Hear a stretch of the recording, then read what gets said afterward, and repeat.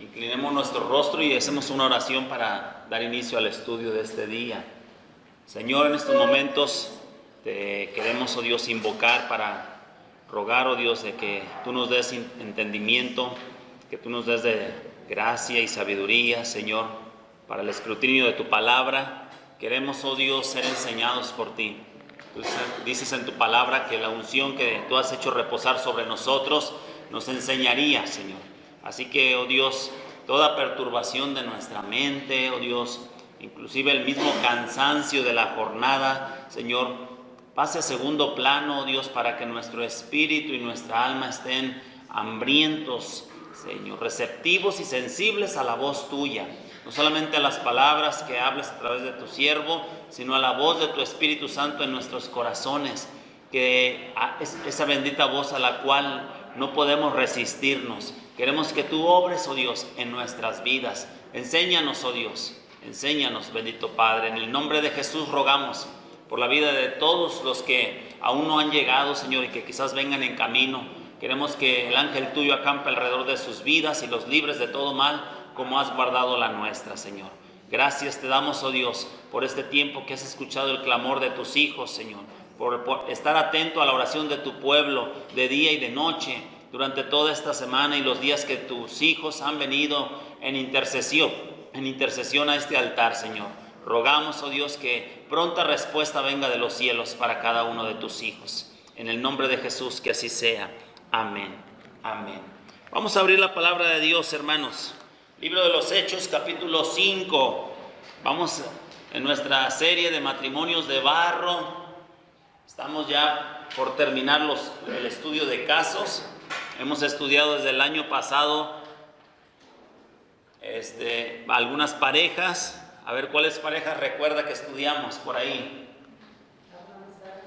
Abraham y Sara es una. ¿Alguien más que me diga alguna otra pareja que estudiamos por ahí? ¿Quién recuerda que estudiamos parejas del Antiguo o del Nuevo? José y María, sí, es cierto. También estudiamos de José y María, muy bien. Ajá. ¿Quién da más? Adán y Eva, muy bien, también. Job y Jovita, exacto, también hablamos acerca de ellos, ¿verdad?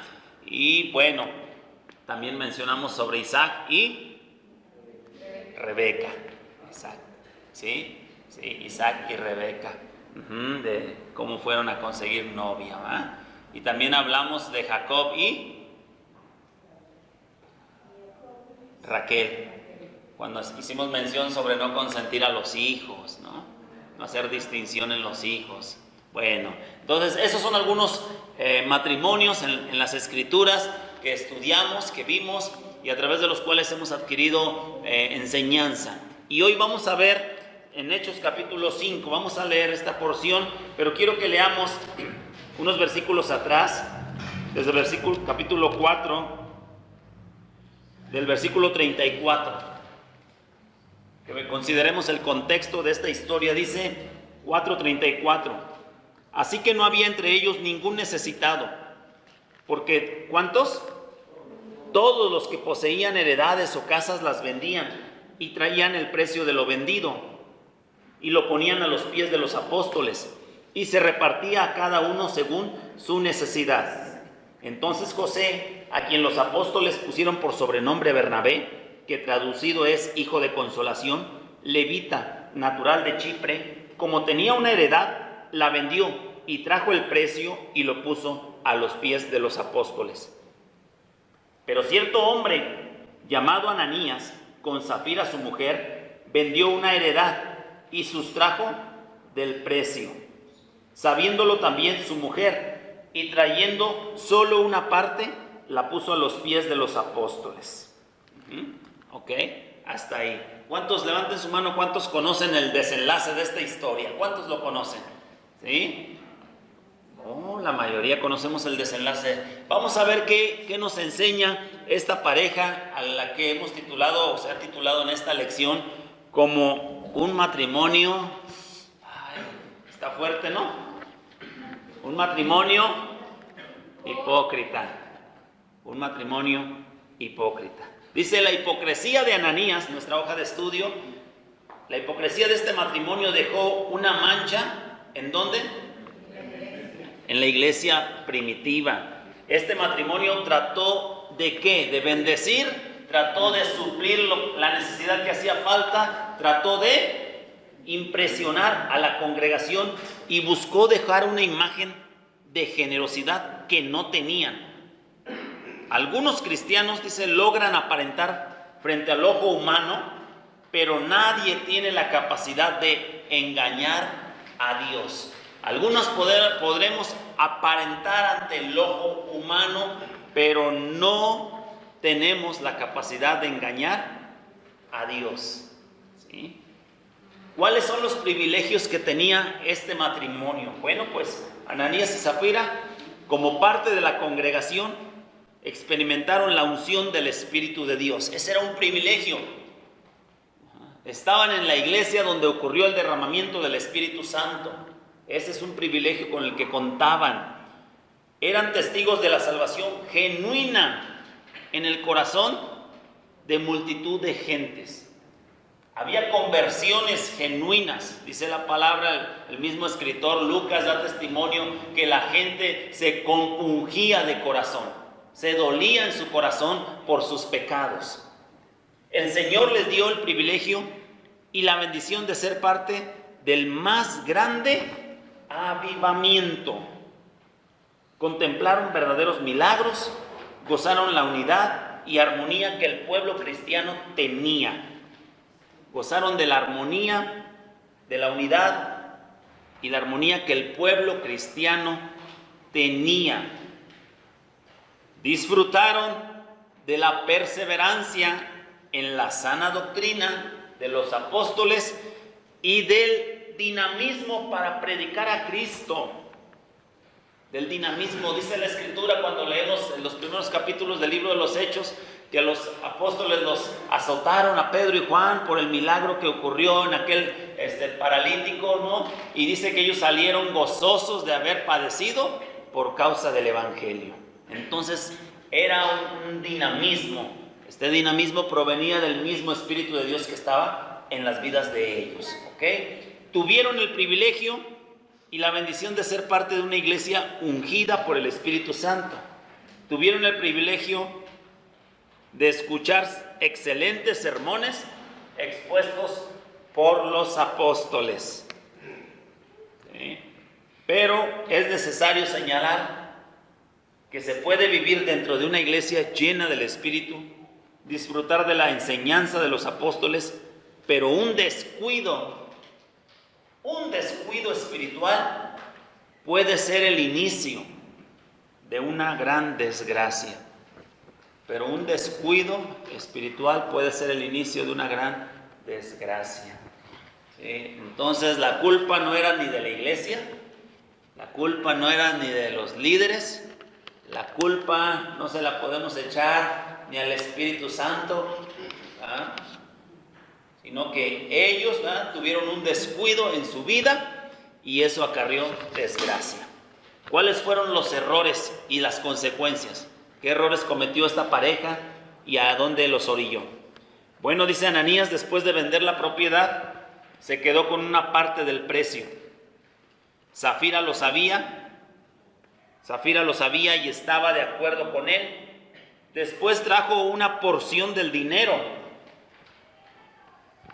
Ananías trajo una porción del dinero y lo puso a los pies de los apóstoles, tratando de dejar una impresión de que era generoso y que había hecho lo mismo que Bernabé, que es lo que está citado en los versículos anteriores a este capítulo 5.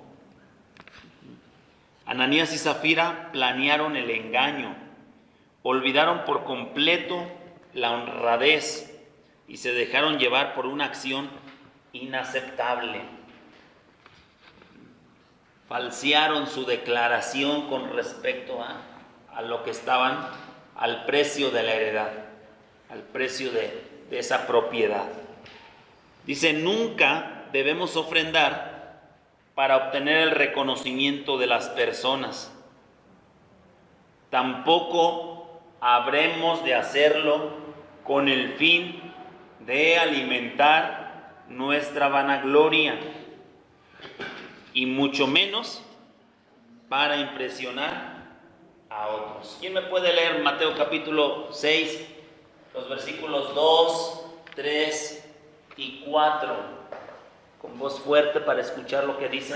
Mateo 6, versículos 2, 3 y 4. Hermana Elsa. Cuando pues des limosna, no hagas tocar trompeta delante de ti, como hacen los hipócritas en las sinagogas y en las calles, para ser alabados por los hombres.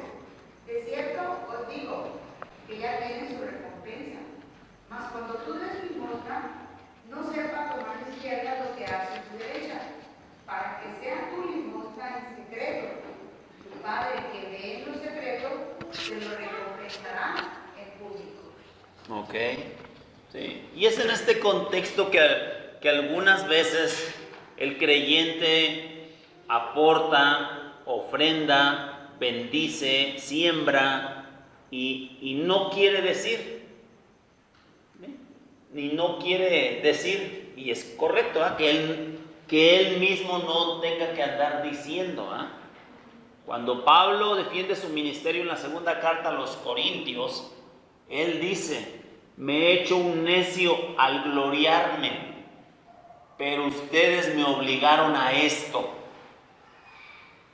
¿Por qué? Porque estaban atacando el ministerio de Pablo, entonces él tuvo que salir en defensa de su ministerio y empezar a decir todos los padecimientos y todo lo que había hecho como apóstol por la vida de ellos mismos, y que algunas de esas cosas ellos las desconocían, ¿no? Entonces, en ese tenor algunos creyentes dicen: no, pero yo no quiero que se sepa.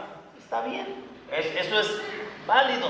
Sin embargo, cuando tenemos que reconocer y agradecer, pues tenemos que hacer la mención, ¿sí? Como cuando les recordamos o les agradecimos, ¿verdad?, públicamente, y dijimos: pónganse de pie por favor los que durante este año que pasó nos apoyaron con promesa para construcción, para los gastos, los proyectos que se tuvieron de construcción, y ya los que cooperaron y ofrendaron con promesa se pusieron de pie.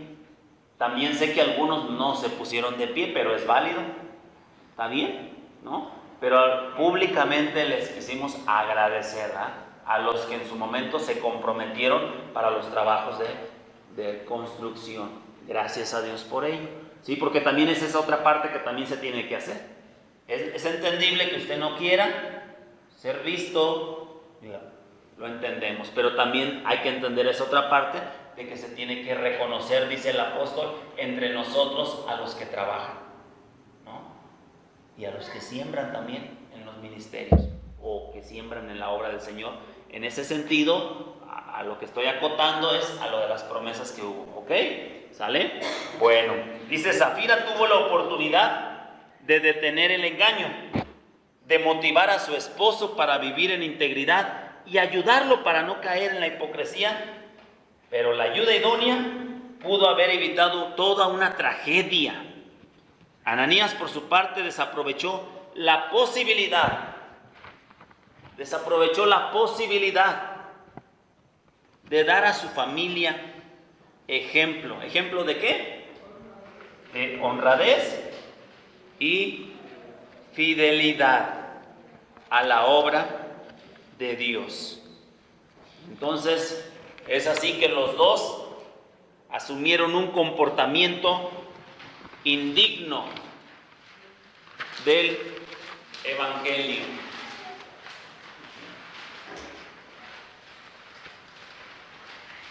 ¿Usted cree que hayan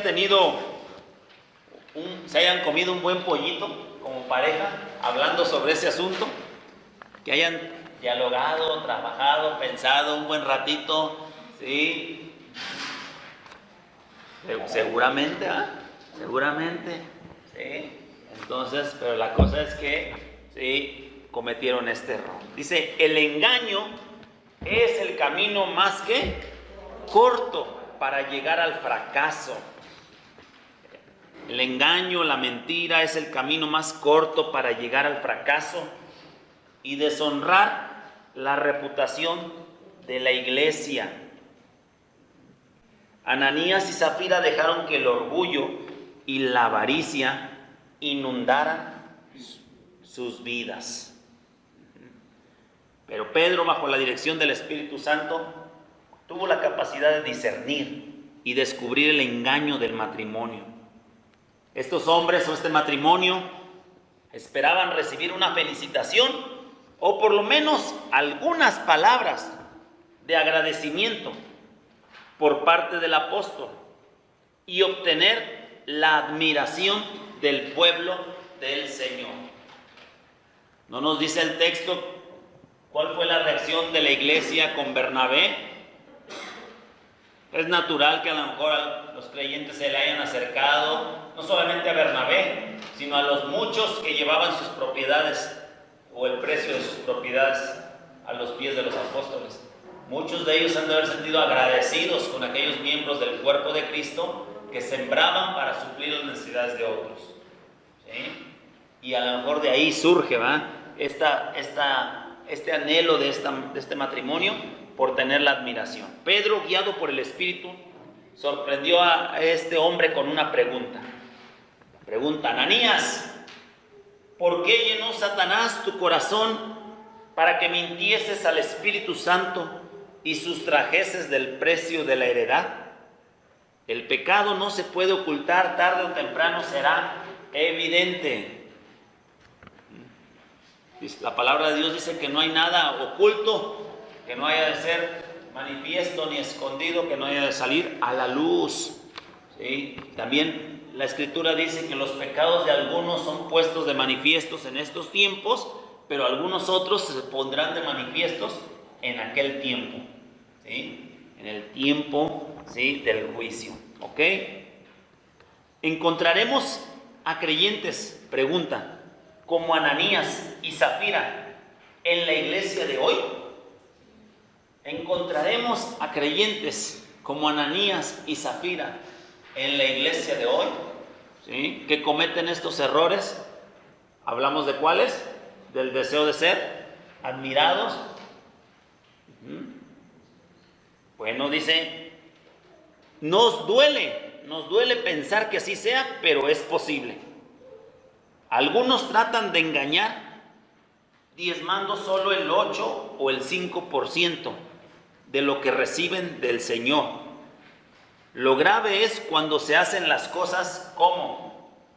Con premeditación y ventaja. Por ninguna razón los cónyuges deben participar de la deslealtad en materia financiera. Este matrimonio permitió que Satanás manejara sus mentes, lo cual provocó una reacción por parte del Señor. ¿Sí? El castigo fue inmediato y extremo, que no le dio a Ananías oportunidad de arrepentirse. Dice la Escritura que en ese momento cayó fulminado. ¿Qué habrá podido ocurrir en la vida de ese hombre para que muriera así instantáneamente? Un infarto. Eso es algo fulminante. ¿Sí? Un infarto. ¿Okay? Bueno, continuamos, dice, todo matrimonio que decide caminar fuera de la voluntad de Dios determina ir en contra del Señor y terminará en pésimas condiciones, o lo perderá todo hasta la vida. Pregunta: ¿dónde estaba Zafira cuando murió Ananías? Porque la confrontación de Pedro es únicamente con él primero, y luego ya después que se habían llevado el cuerpo de este amigo, fue cuando apareció la esposa. No sabemos dónde andaba, pero cuando Pedro vio a Zafira le preguntó sin rodeos: dime, ¿vendiste en tanto la heredad? Y ella dijo: sí, en tanto. Desaprovechó la oportunidad de arrepentirse y confesar el pecado que habían cometido. Tuvo su chance, tuvo su oportunidad ella, ¿sí?, de arrepentirse y no la aprovechó. Mucha gente oculta por largo tiempo ciertos pecados, creyendo que en ningún momento la paga de ellos vendrá. Pero tarde o temprano, si no confiesa el error y se aparta, si no hay una confesión y se aparta, pagará un precio muy alto por encubrir la maldad. ¿Quién me ayuda con Proverbios 28:13?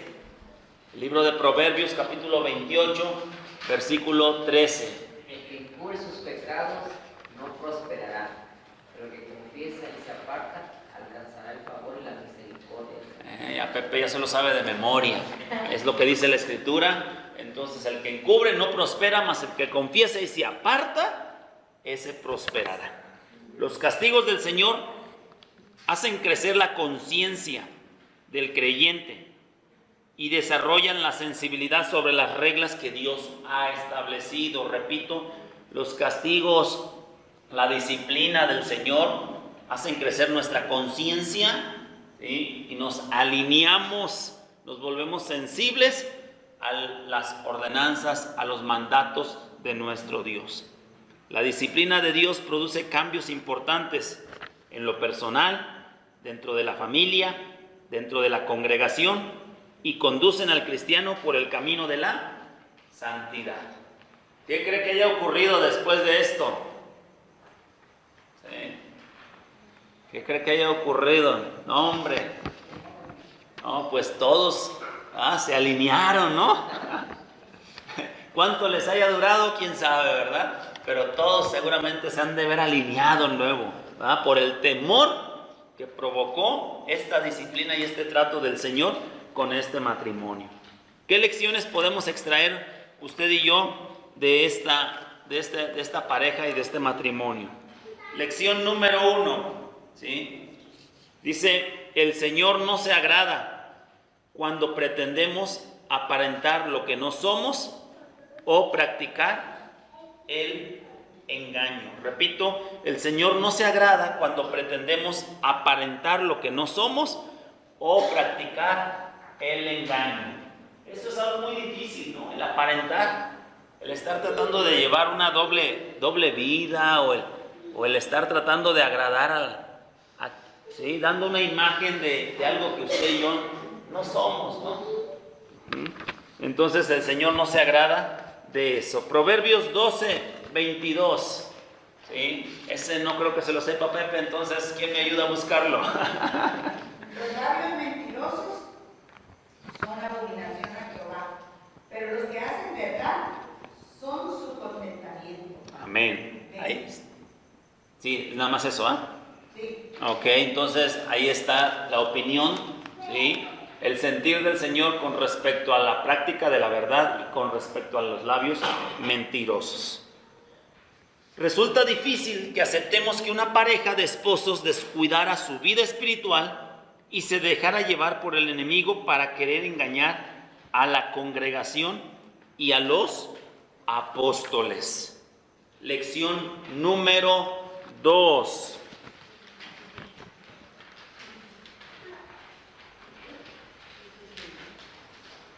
Ananías y Zafira debieron aprender a confiar, ¿qué?, en Dios y depender de Él. Inclusive hasta Pedro se lo dijo, reteniéndola, ¿no se te quedaba todo a ti? O sea, ni necesidad había de que hicieran eso.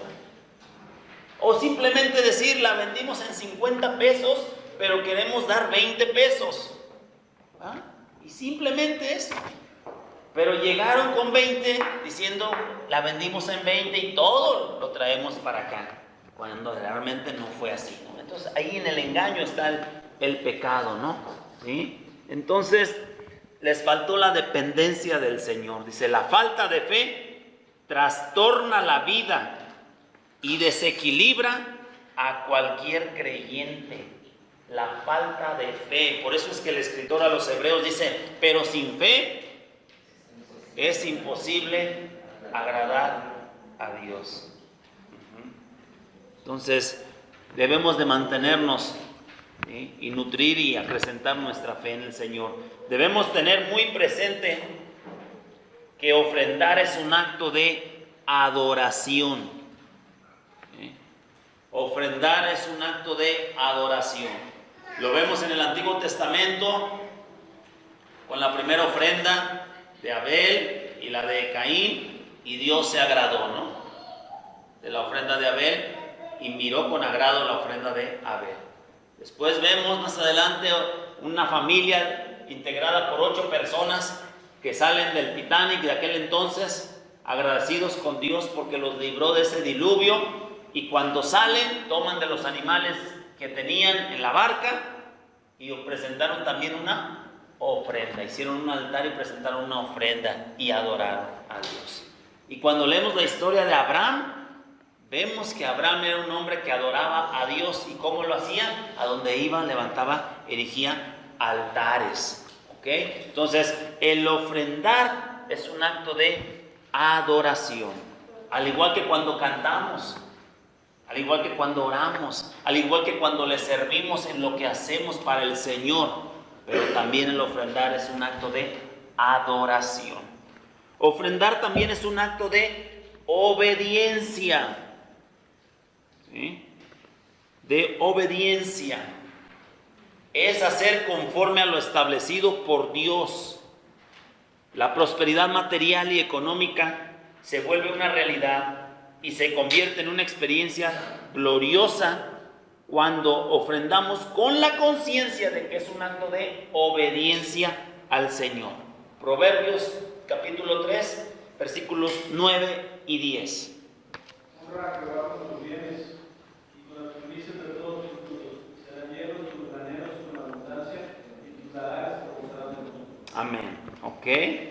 Ahí está la palabra del Señor referente a la obediencia y al fruto que acarrea en nuestras vidas, el obedecer a nuestro Dios y honrarlo.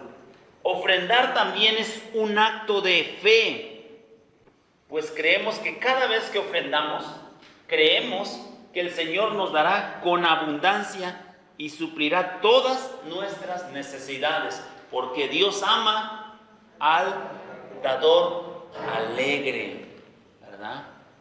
Dios ama al dador alegre. Ananías y Zafira no tuvieron suficiente fe para creer que recibirían más de lo que ellos daban.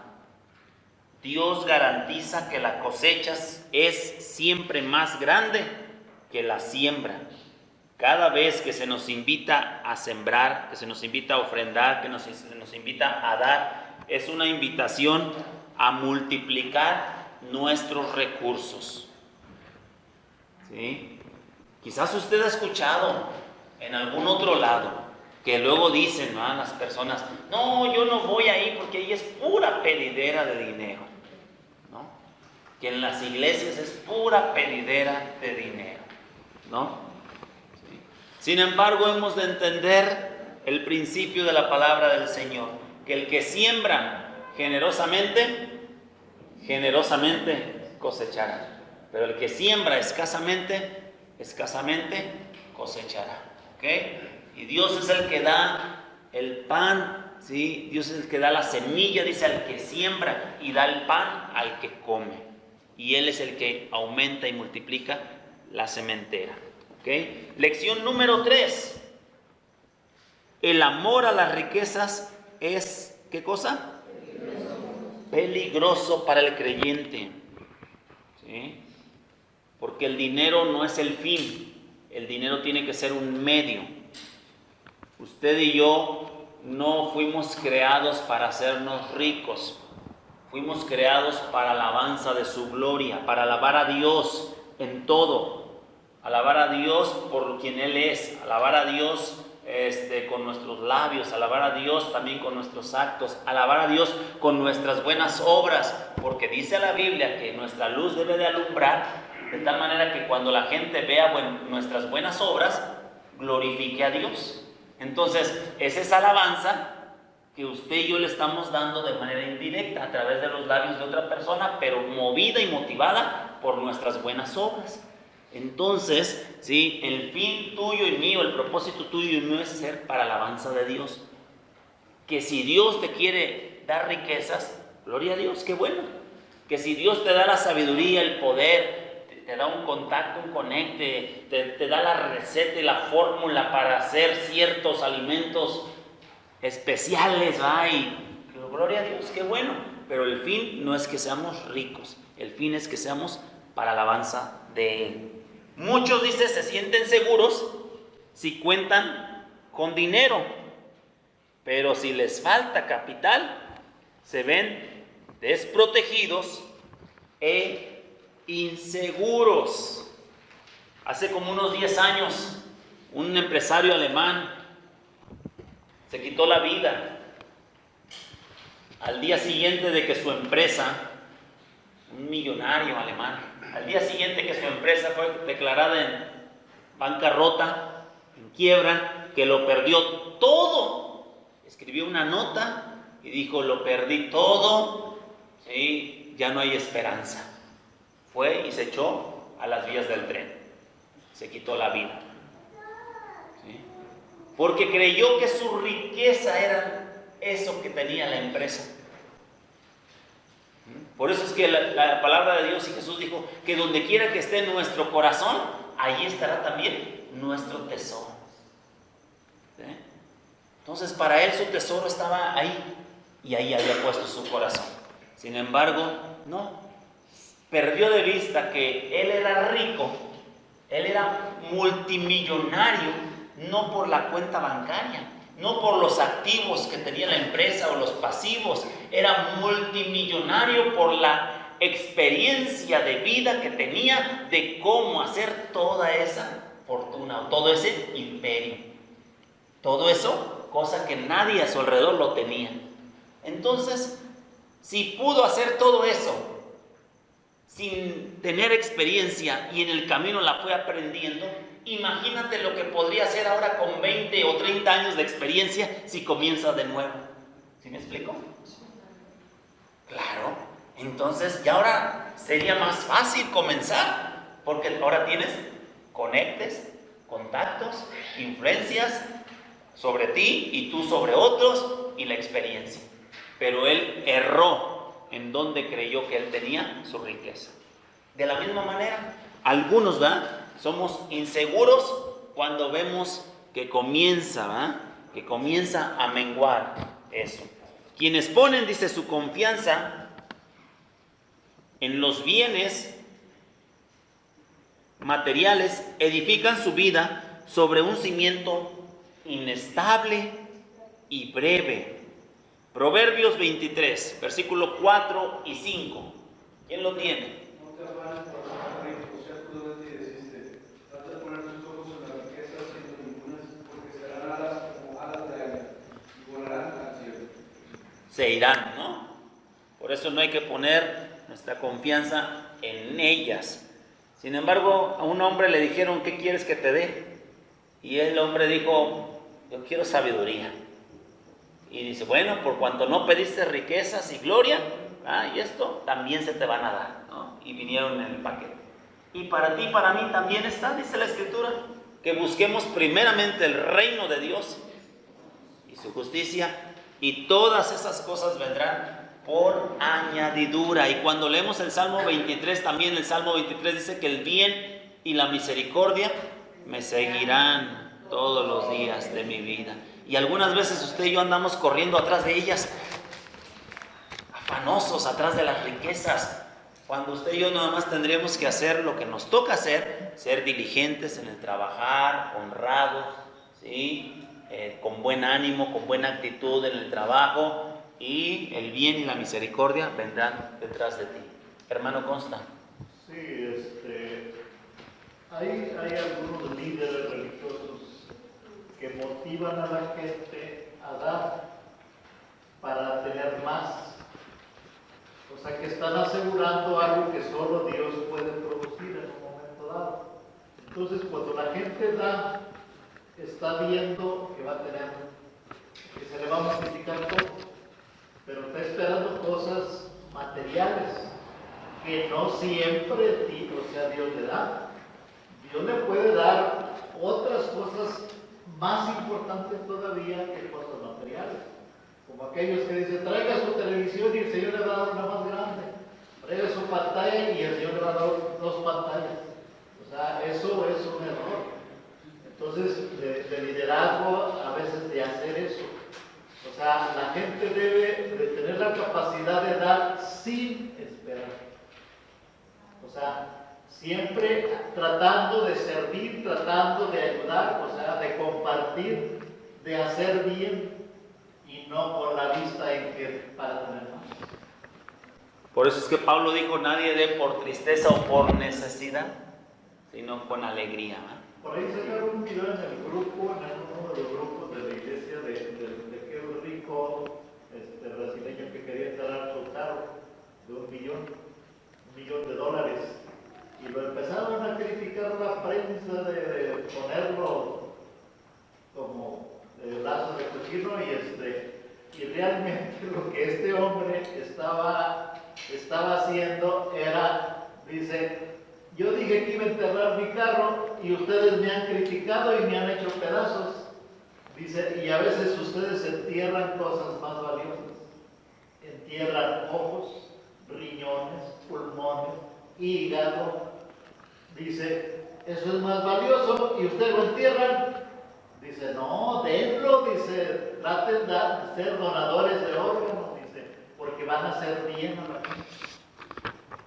Bueno, ahí está una lección de vida, ¿eh? Y viéndolo así con el comentario que dice el hermano, usted y yo somos riquísimos.